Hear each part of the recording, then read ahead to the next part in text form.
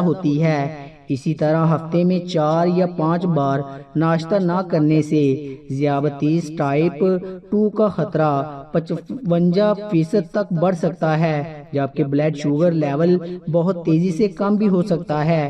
جب blood glucose level کم ہوتا ہے تو مزاج پر منفی اثرات مرتب ہوتے ہیں۔ چڑچڑاپن اور بد مزاجی زیادہ غالب رہتی ہے، جس سے دماغ تباہ ہو جاتا ہے۔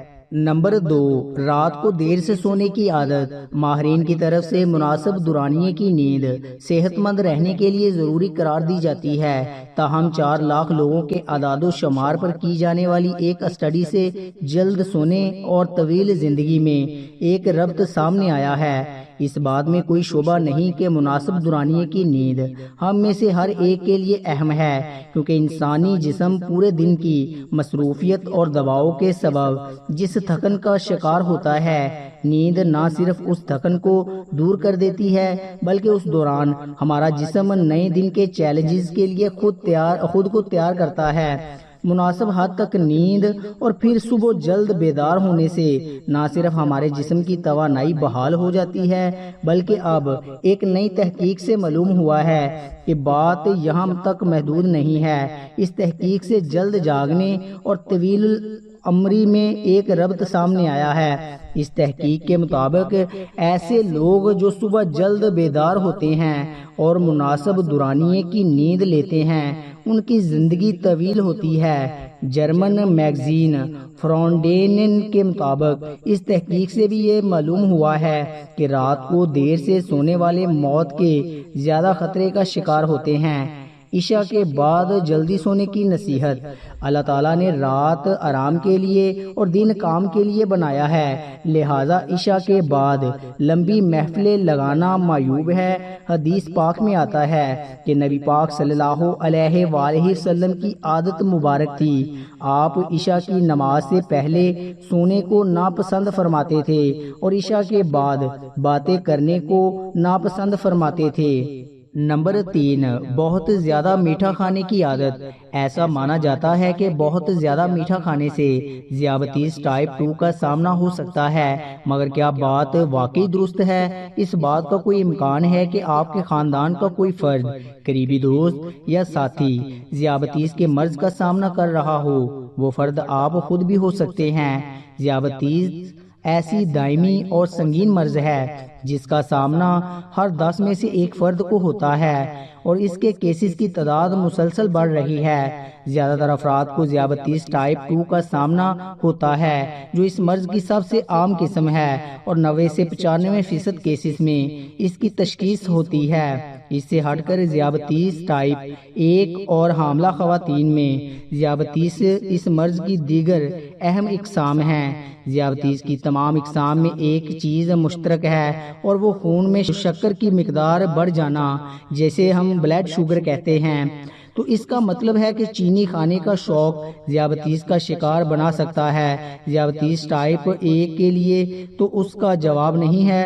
ذیابیطس کی یہ قسم آٹو امیون مرض ہے جس کا طرز زندگی کے عناصر جیسے غذا سے کوئی تعلق نہیں۔ اس کے مقابلے میں ذیابیطس ٹائپ 2 سے متاثر ہونے کا عمل کچھ پیچیدہ ہے۔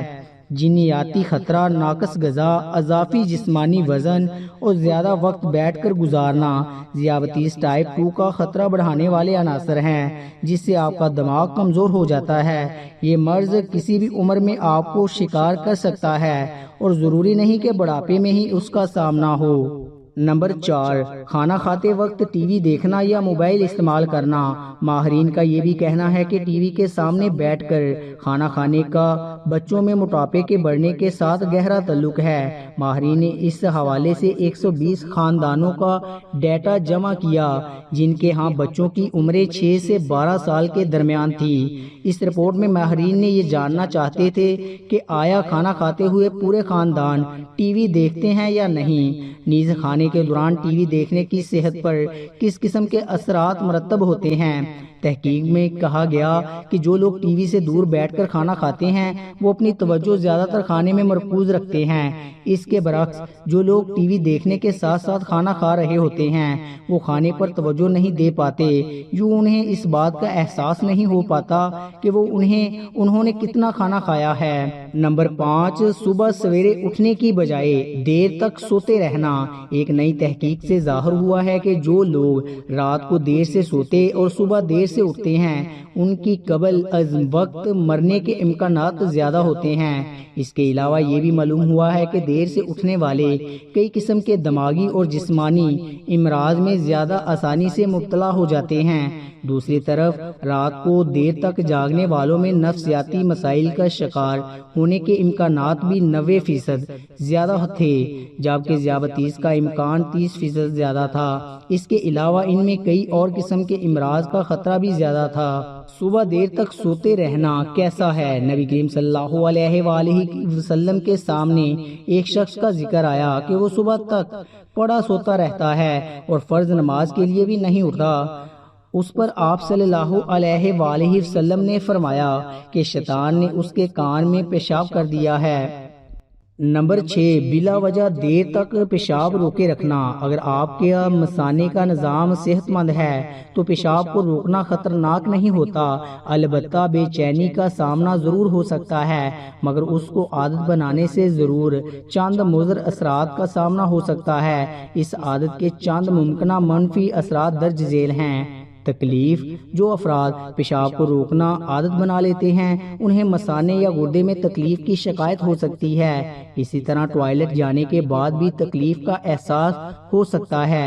پیشاب کی نالی کی سوزش: کئی بار زیادہ وقت تک پیشاب روکنے سے مثانے میں جراثیموں کی تعداد بڑھتی ہے جس سے پیشاب کی نالی کی سوزش کا خطرہ بڑھ جاتا ہے، مثانہ پھیل سکتا ہے۔ اگر پیشاب کو روکنا عادت بنا لیا جائے تو مثانہ پھیل سکتا ہے۔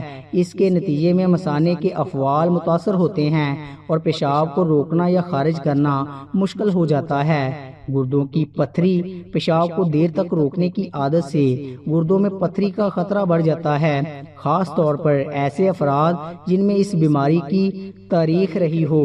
دماغ پر کافی اثر پڑتا ہے۔ نمبر 7، سوتے وقت سر پر کیپ رکھنا یا پاؤں پر جراب پہننا دماغ کو تباہ کرتا ہے۔